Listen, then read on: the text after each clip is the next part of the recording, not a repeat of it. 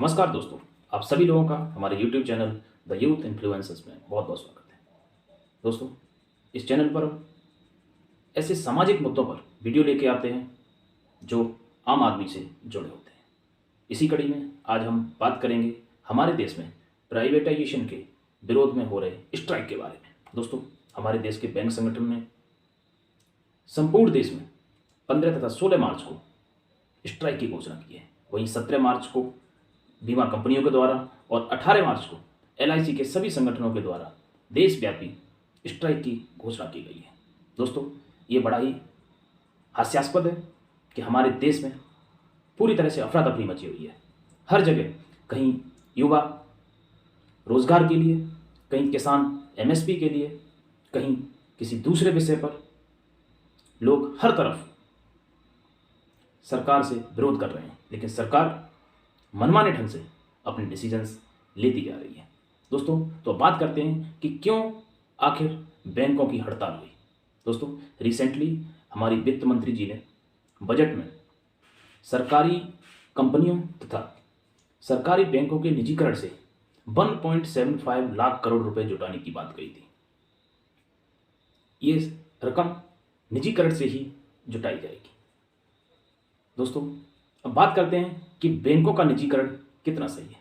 दोस्तों, आपको भी पता है कि एक सरकारी इंस्टीट्यूशन है तो उसमें जो पॉलिसीज़ होती हैं वो आम आदमी के हित में होती हैं। जब वही चीज़ एक निजी हाथों में पहुंच जाएगी या निजी लोगों की भागीदारी हो जाएगी, व्यक्तिगत भागीदारी हो जाएगी, तो वो इंस्टीट्यूशन आम आदमी के हित में नहीं रहेगा।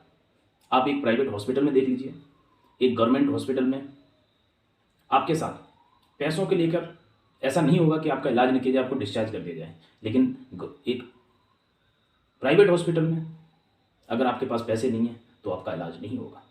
इससे सीधा सा आम आदमी अफेक्टेड होगा।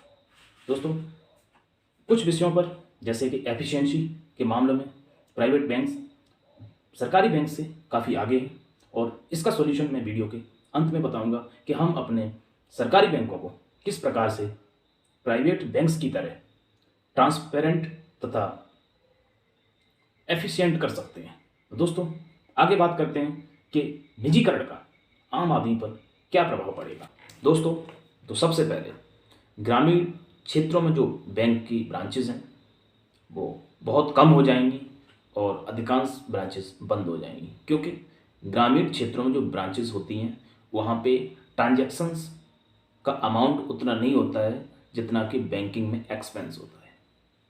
अभी सरकारी तंत्र होने की वजह से ये बैंक्स लोगों की डिमांड के हिसाब से चल रहे हैं, लोगों को बैंकों से जोड़ने के लिए चल रहे हैं। लेकिन जब ये बैंक्स प्राइवेट हो जाएंगे, जब ये प्राइवेट हाथों में पहुंच जाएंगे, तो वहाँ पर बिजनेस वाले लोगों को, कारपोरेट्स हाउसेस को सिर्फ प्रॉफिट से मतलब होगा कि कहाँ से कितनी इनकम है। उन्हें लोगों के डेवलपमेंट से, उनको बैंकिंग सेक्टर जोड़ने से मतलब नहीं होगा। एग्जाम्पल के लिए प्रधानमंत्री जन धन योजना और दुनिया की दूसरी योजनाओं के तहत बहुत सारे सेविंग अकाउंट्स खोले गए हैं, लेकिन आम आदमी के पास इतना पैसा नहीं है कि वो साल में भी जाके एक ट्रांजैक्शन कर पाए। अगर कोई सरकार की योजना के थ्रू कोई अमाउंट आता है तो वो उसको निकालने तो जाता है, बस उसके पास डालने के लिए कुछ नहीं है। तो इससे बैंकों का कोई बहुत बड़ा फ़ायदा नहीं हो रहा है।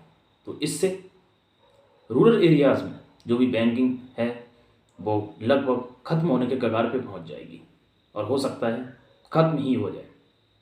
दूसरा दोस्तों, छोटे किसान, छोटे उद्योग धंधों वाले लोग, स्मॉल और MSME के लोग, स्टूडेंट लोन, ये सभी कम हो जाएंगे और इन पे रेट ऑफ इंटरेस्ट बढ़ जाएगा। उदाहरण के लिए आप KCC की बात कर लीजिए। KCC में किसानों को एक फिक्स्ड पीरियड के लिए केवल 4% वार्षिक की दर से ब्याज दिया जाता है, जो कि किसानों की ज़िंदगी में एक मील का पत्थर साबित हुआ है। इससे किसानों की स्थिति सुधरी है और वो अपना छोटा मोटा काम इस प्रकार के लोन से बहुत कम दर पर लोन मिलने के कारण आराम से कर पाते हैं। दोस्तों, जब ये बैंक्स कॉरपोरेट्स के हाथों में चले जाएंगे, प्राइवेटाइज हो जाएंगे, उस वक्त इतने कम परसेंटेज पर ब्याज मिलना संभव नहीं होगा और ब्याज की डिस्ट्रीब्यूशन में भी कमी आएगी। ये स्टूडेंट्स को दिए जाने वाले लोन, छोटे उद्योगों को दिए जाने वाले लोन और किसानों को दिए जाने वाले लोन, ये सब कम हो जाएंगे क्योंकि इन पे रेट ऑफ इंटरेस्ट बढ़ जाएगा, लोग लेने वाले नहीं होंगे और ये अमाउंट जो आज आम आदमी के पास आता है उसके विकास में मददगार साबित होता है, ये लोन कारपोरेट हाउसेस के पास जाएगा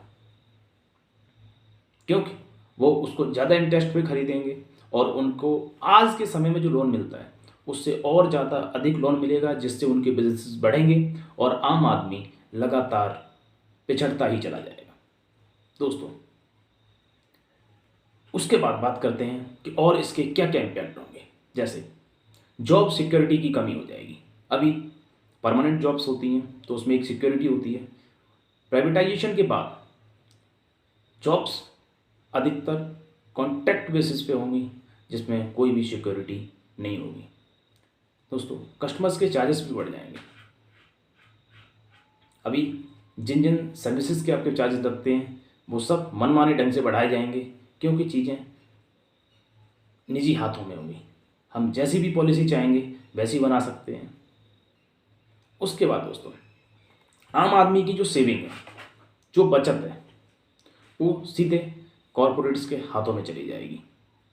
कॉरपोरेट्स, जैसे कि आपने पहले भी देखा है, इवन सरकारी बैंकों में, पीएनबी जैसी बैंकों में बड़े बड़े कॉरपोरेट हाउसेस के संबंध रखने वाले लोगों ने मनमाने ढंग से राशियां निकाली और जैसे विजय माल्या और भी कई सारे ऐसे नाम हैं जो आज तक इनके केस चल रहे हैं। आज तक भारत सरकार ने पकड़ नहीं पाई है, आज तक भारत सरकार उनसे वसूल नहीं कर पाए हैं और इस प्रकार से जब प्राइवेटाइजेशन होगा तो इस प्रकार की घटनाएं आए दिन आपको देखने को मिलेंगी। दोस्तों, एक और चीज़ है, सेविंग अकाउंट्स पे जो इंटरेस्ट मिलता है वो भी कम हो जाएगा और हाँ, हो सकता है कि बैंक आपसे बोले कि भाई आप अपने पैसे बैंक में रख रहे हो तो आप हमें चार्ज दो। मजाक नहीं है, ये रियलिटी है। प्राइवेटाइजेशन होने के बाद ऐसा भी पॉसिबल है। दोस्तों, अब बात करते हैं कि क्या सॉल्यूशंस हैं जिनके माध्यम से हम अपने बैंकिंग सेक्टर को प्राइवेट बैंक्स की तरह एफिशिएंट और ट्रांसपेरेंट कर सकते हैं। तो दोस्तों, आइए बात करते हैं। दोस्तों, तो पहला समाधान है कि सरकारी बैंकों के संचालन तंत्र जो इनको रेगुलेट करते हैं उनको सही करना। दोस्तों, जिस प्रकार से प्राइवेट बैंक्स का संचालन तंत्र होता है उसी तर्ज पर हमें अपने सरकारी बैंकों के संचालन तंत्र को विकसित करना चाहिए। दोस्तों, दूसरा है कि प्रोफेशनल एक्सपर्ट्स को बोर्ड के सीईओ नियुक्त करने तथा हटाने के लिए खुला अधिकार प्रदान करना चाहिए। दोस्तों, मेरी ओपिनियन में बैंक्स सरकार के अंडर में भी नहीं आने चाहिए और बैंक प्राइवेट हाथों में भी नहीं जाने चाहिए। बैंकिंग एक स्वतंत्र बॉडी होनी चाहिए जो इंडिपेंडेंटली डिसीजंस ले सके और बैंक्स सीधे आम आदमी के पास रहें। दोस्तों, जब प्रोफेशनल लोग बोर्ड के सीईओ को नियुक्त करने तथा हटाने में सक्षम होंगे तो अगर कहीं भी कोई भी इरेगुलरिटी पाई जाती है या कहीं भी एफिशिएंसी में कमी दिखती है तो वो उसको तत्काल प्रभाव से चेंज कर सकते हैं, जिससे बैंकिंग सिस्टम में कोई बहुत बड़ी खामियां, भविष्य में बहुत बड़ी गलतियां किसी बड़े रिजल्ट में देखने को नहीं मिलेंगी। दोस्तों, इससे सरकार का नियंत्रण हटाया जा सकता है तथा सरकारी बैंक प्राइवेट बैंक्स की तरह कार्य करने में और ज़्यादा सक्षम बन सकते हैं। इस तरह सरकारी बैंक जनता के हित में काम करते हुए जनता के पास होंगे, न कि सरकार के पास। दोस्तों, इस विषय पर आपकी क्या ओपिनियन है? कृपया कमेंट बॉक्स में ज़रूर कमेंट करें कि क्या आप प्राइवेटाइजेशन को सपोर्ट करते हैं।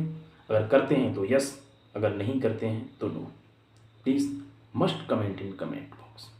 दोस्तों, हाँ, जाने से पहले अगर आपने हमारे चैनल को अब तक सब्सक्राइब नहीं किया है तो please must subscribe our YouTube channel. दोस्तों, आपके सब्सक्राइब करने से हमें एक मोटिवेशन मिलता है और हम आगे भी आपके लिए इसी टाइप की वीडियोस लाते रहेंगे। Thank you for watching this video. Good bye.